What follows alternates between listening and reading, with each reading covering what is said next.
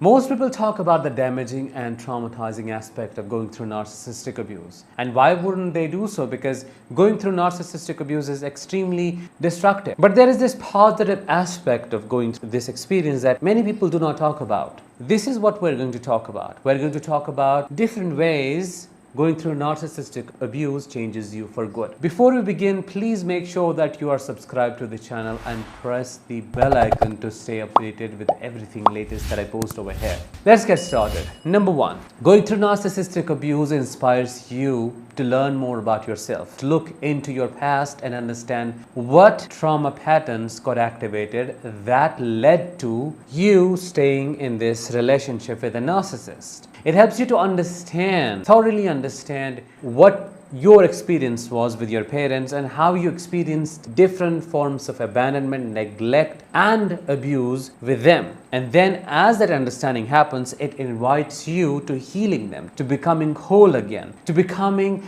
the parent that you never had at the first place. So this inspiration leads to exploration, and that exploration leads to ultimate healing, which again becomes a safeguard when it comes to ending up with healthy partners or even narcissists. It just, helps you to deeply have this insight into what you deserve and what you need to be with in your life, be it in romantic relationships or otherwise. Point number two, it helps you to truly understand how resilient you are and how strong you are than what you know about yourself. It helps you to understand that your capacity to tolerate distress is more than what you know about yourself. Because accept it or not, going through narcissistic abuse is a very devastating experience. It's like a psychological warfare and an equivalent to the warfare that happens in the physical world. So the wounds, the injuries are internal, but they're as deep and as damaging, as painful as the physical wounds. Therefore, surviving this form of destructive experience, surviving this kind of war needs resilience, needs strength. And now that at this point you're listening to me, you're listening to these words, it's in itself a proof that you have that strength within you, that you are more resilient and stronger than what you know about yourself. Before we move to number third,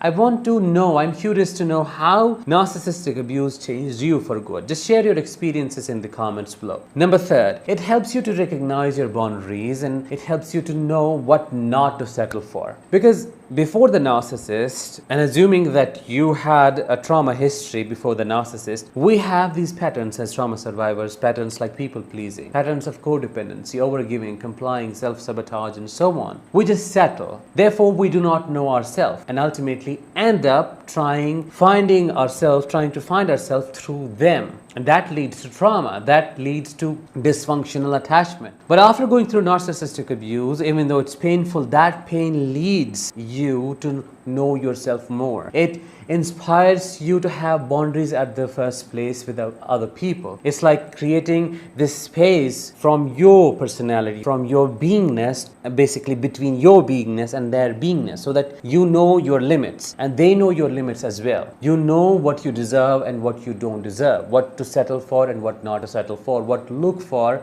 and what not to look for in a person. So it basically helps you to gain insight into yourself and ultimately find true meaning to your existence. Number four, you become a better observer of people in general and you pick up the red flags before the damage is done. Going through narcissistic abuse helps you to peek into people's psyche. You get to see the darker side of the humanity. Therefore, it's a deep learning process. You get to know how people function or how people deviate in their behaviors, how someone can have zero integrity and pretend to have it, and how deception looks like. You have been through all of that, which means one or the other way your life trained you. Even though you do not have an academic degree, but you still were deeply trained by your life experiences with a narcissist. And that's what makes you a better observer of people's behavior, and you become more interested in depth than the shallowness. And what that does in turn is it just helps you to catch red flags, pick up red flags quite easily and quite early in a situation than just, testing waters for 2 months and then finding out, well, it's a same narcissist, same person with a different face. Therefore, that leads to less time wastage, more understanding of people in general, and picking the right people. Final and the number 5. It makes you more compassionate and empathetic when it comes to understanding people's experiences. Going through narcissistic abuse exposes you to an adverse and extreme form of pain. Therefore, you know what it means to suffer, and suffer for real. You know what it means to be with it and feel helpless and feel lonely in the middle of it. And what that does is, when you survive and heal and you start appreciating the humanity in general, you start understanding people through your emotions. That is what empathy is. You know what it is to be on a spot where getting help seems impossible. You know what it means to give someone support because you probably never got it.